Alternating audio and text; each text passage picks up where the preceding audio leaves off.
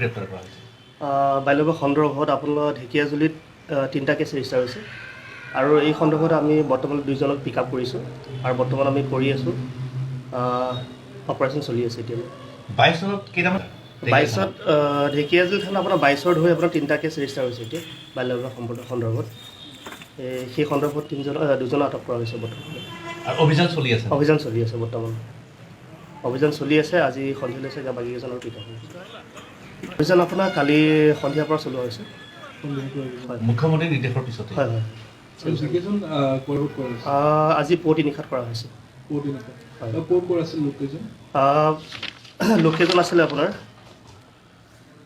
এজন আছে আপোনাৰ বেছিমাৰি আৰু এজন আপোনাৰ গড়মৰা স্বামীক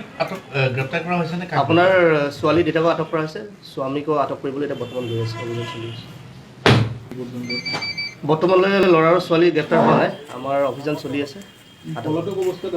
অৱস্থাত আছে বৰ্তমান ছোৱালী দেউতাক দুজনক আটক কৰা হৈছে